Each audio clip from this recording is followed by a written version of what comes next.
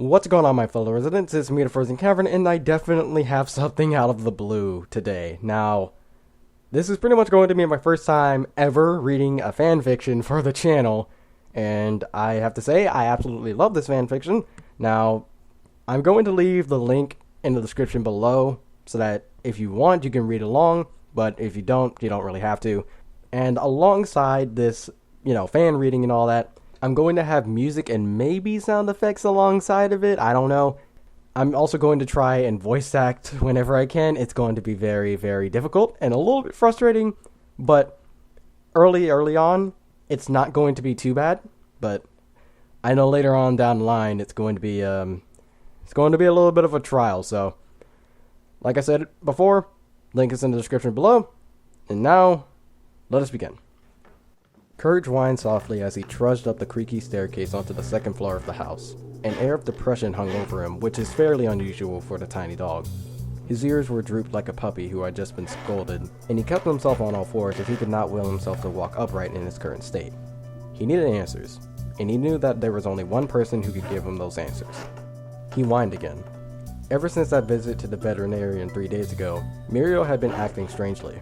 She'd been avoiding him and wouldn't even talk to him whenever he tried to cheer her up. He'd been completely devastated when she wouldn't let him lay on her lap anymore, and she always seemed like she was on the verge of crying now. Even Eustace seemed a bit off lately, as the cranky old farmer wasn't calling him a stupid dog anymore. He pulled himself up into the chair and felt his stomach alert to how much effort it had taken him just to get up there. For months now he had been lacking the energy to do much of anything anymore. It was one of the many things that had left him worried ever since the veterinarian visit. He flicked the switch on the side of the computer and waited. He was expecting the usual sort of greeting from the machine, and he wasn't looking forward to it. Sighing listlessly, he allowed himself to sink deeper into the wooden chair, both out of fear and anticipation. The screen of the computer flickered to life, displaying a bluish-green backdrop. There was a moment's pause before an exaggerated sigh originating from the machine's speakers echoed through the empty attic. "What is it now, Twit?" a bored voice asked, clearly coming from the computer. It spoke with an intelligent if somewhat rude tone, and while his voice was male, it was tinged with a slightly metallic tone that gave away the fact that it wasn't a real person talking. Courage let his paws rest on the keyboard, unsure of where to begin. He was afraid that he wouldn't make sense if he rushed, and the last thing he needed right now was computer complaining about that too. He weakly sighed and tried to pull his thoughts together. He wasn't looking forward to this by any stretch of the imagination. "Well?" the machine impatiently asked, its words typed out across the screen as it talked. Courage was used to his usual antics, but this time he didn't bother acknowledging his impatience like he normally did. Under normal circumstances, they argued. A lot. Computer always seemed to have something to be annoyed about, and Courage always hated listening to him complain. They almost always fought, and Computer always won. He began typing slowly to make sure that he was spelling out as many of his words as correctly as possible. His writing skills were not the best. He could read just fine, but he found typing and writing to be very difficult, especially when he was in a panic, which was almost every time he was using his computer. He wasn't very good at speaking English either. Whenever he panicked, his language usually turned into a gibberish mess of broken English and dog speak. Computer himself had gotten pretty good at understanding his gibberish, but he never missed an opportunity to mock him about it. "Something's been wrong with me lately," he typed, hesitating for a moment. Computer did not respond to the statement, so he continued. "Something inside of me hurts. It starts in my chest and then it spreads out all over. The pain eventually gets so bad that I can barely move, and I usually black out afterwards. When I wake up, I feel weak and tired, and it takes hours to get better. It wasn't so bad at first because it would only happen every once in a while, but now it happens all the time, sometimes even twice a day. I'm tired all the time now, too." He stopped. He left his fingers trembling on the keys. He was terrified of what could possibly be happening to him. Those mysterious seizure-like pains had always frightened him, but now they were getting worse, and he couldn't do anything to stop them. He couldn't forget about how strange Muriel and Eustace were acting either. When this had first started, he had tried to act normal around them, but they had noticed anyway. Heck, he once even tried to hide himself in a closet when he felt an attack coming on, but they had found him in the middle of the seizure anyways. They had taken him to the vet to get him checked out, and now they were suddenly acting like he didn't exist at all. He was starting to wonder if he had done something wrong to make them treat him like this. But he couldn't help it if he were sick. "I could barely even get up here without needing to take a break," he continued. "Muriel noticed how tired I've been and took me to see the vet. He looked me over and they talked about something. I wasn't really sure what. Muriel's been avoiding me ever since, and she seems so sad now." I don't want to make her sad, but I'm not really sure what I did wrong. He added that last part solely out of the fear that maybe he really had done something wrong. He knew that it sounded pathetic, especially to someone like Computer, but he couldn't help it. There was a long bout of silence as his rude companion did his job. The words he typed out still lingered on the screen. He stared intently into them, hoping that maybe he could finally get the answers he was searching for. He couldn't help but worry. It wasn't like Computer to remain this quiet. Just as he was about to ask what was taking so long, the machine uttered a small, "Oh dear." "What?" he asked out loud, not bothering to type it in this time. His heart lurched with dread. "Well, from the sound of it, it looks like you have a very rare and very serious condition. It's only found in dogs, and it's..." The machine hesitated. "What?" Courage asked again, dreading whatever was about to be said. "Is it bad?"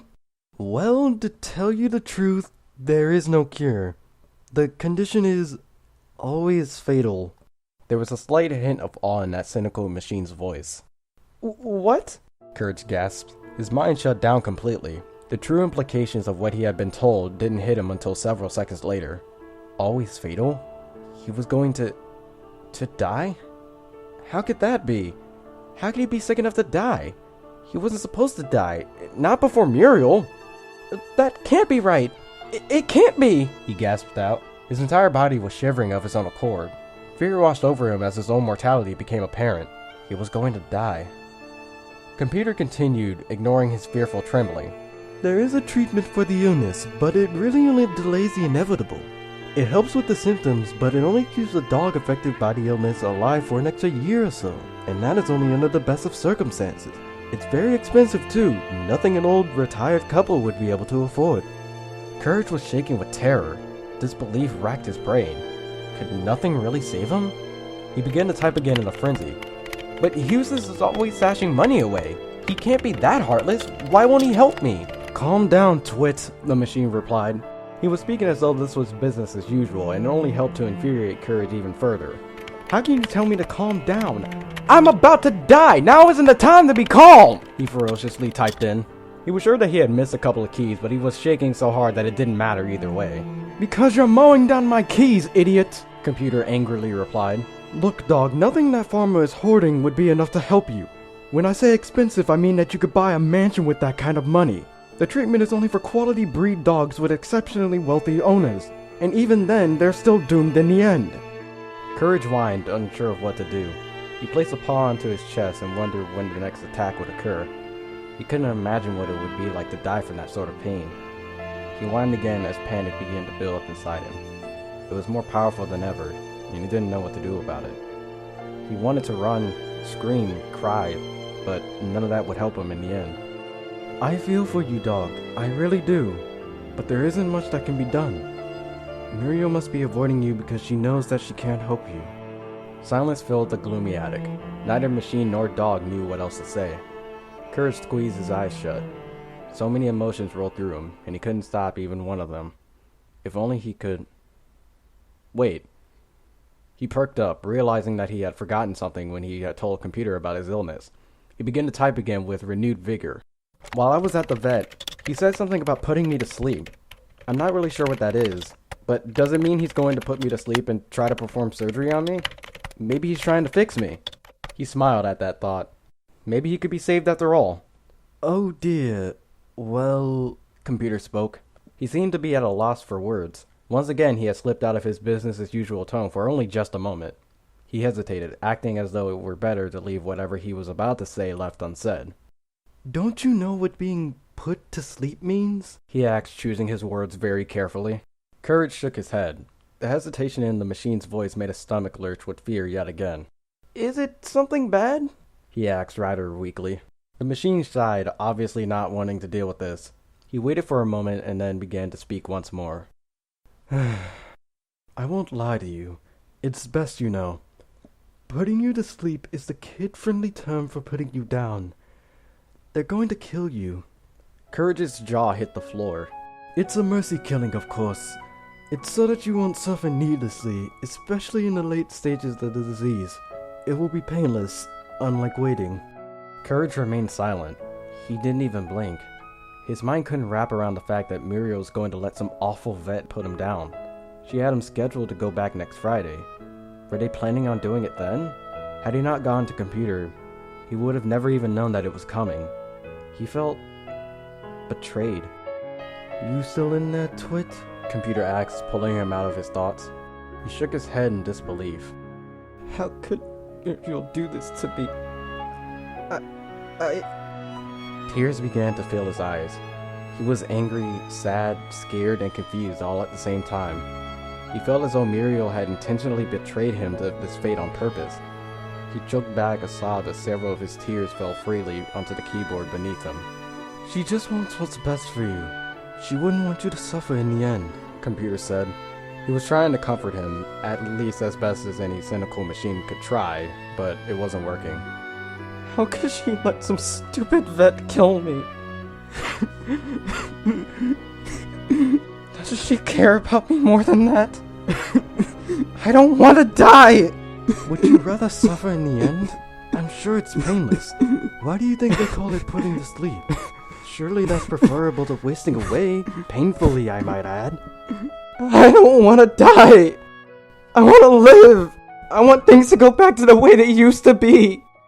"Twit," Computer tried to interject. His tone was growing annoyed. Why? Why did I have to get sick? I just want to nap in Muriel's lap again. I want her to talk to me like she used to. I want to be able to do things without having to worry about having an attack. I want to have my energy back. Come on, dog. Don't be so... I even want Jesus to scare me again. I just want things to go back to the way they used to be.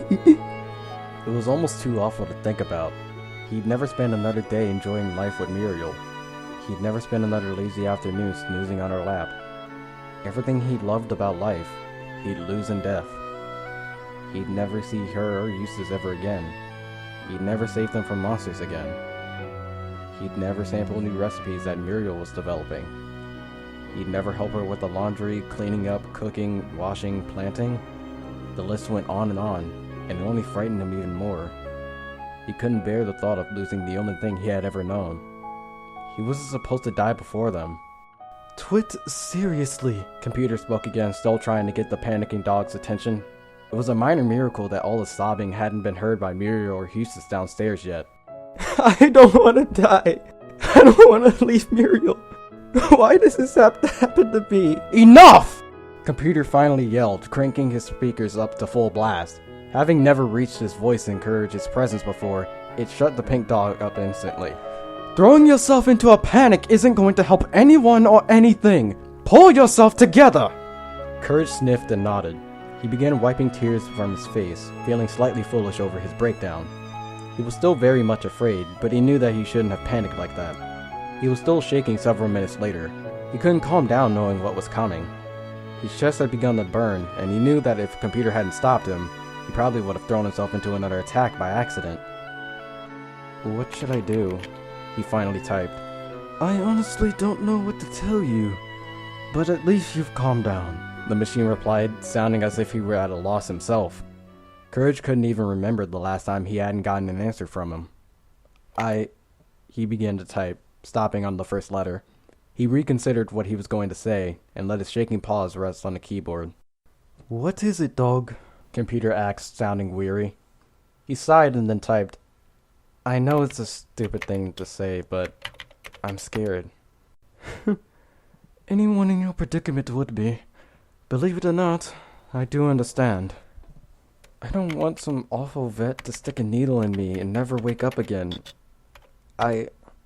He stopped again. He could not hold back his tears anymore and let them fall freely. The machine said not a word as he sobbed, and that allowed him to get all of his emotions out in one fell swoop. It took several minutes before he could compose himself again, and he was grateful that Computer hadn't mocked him during that time. He was just glad that he were listening, even if he didn't care. He began to type again. I also don't want to waste away until my sickness does me in either. I'm scared of what's going to happen. I don't want to get your hopes up, but I believe I might have an idea. Really? He asked out loud. A small pang of hope entered his gut. Maybe Computer would have the answer he needed after all. Yes, but like I said, I don't want to get your hopes up. I plan to look into some kind of supernatural solution to this little conundrum. Things like legendary objects or places that can heal the terminally ill. It'll be like looking for a needle in a haystack though. Most of them will be just that, legends. Or the place, object, or whatever else it could be might have already lost its ability to heal, or it could have been a hoax all along. This isn't even including the fact that it might be halfway across the world, or that there might be some complex ritual just to make it work. But you will look, won't you? Of course, but please don't stake all of your hope on something like this. I can't guarantee that anything will pan out, and I honestly don't want to make things worse in the end. I'm afraid that solutions to living problems are rarely found in supernatural ones. We only have until Friday though. Muriel's taking me back to the vet on that date. I think they're planning on doing it then. Friday, huh? No pressure, Computer sarcastically remarked. Alright, I'll begin searching then. Please leave me now so that I can work in peace. Courage nodded in agreement. He was just about to leave before deciding to type one last thing into the keyboard. Thank you. There was no response from the sarcastic machine. Sighing, he picked himself up and dropped out of the chair. It was about halfway across the attic when Computer did indeed speak, causing him to jump with surprise. You don't deserve this, you know, he said, speaking as though he needed to get this off his chest, or, well, whatever the computer equivalent of a chest might be. I'm sorry that I can't be much help. Even if I don't find a way to cure you, I'll still do everything in my power to help you out anyway. I can promise you that much. Well, at least until the end comes.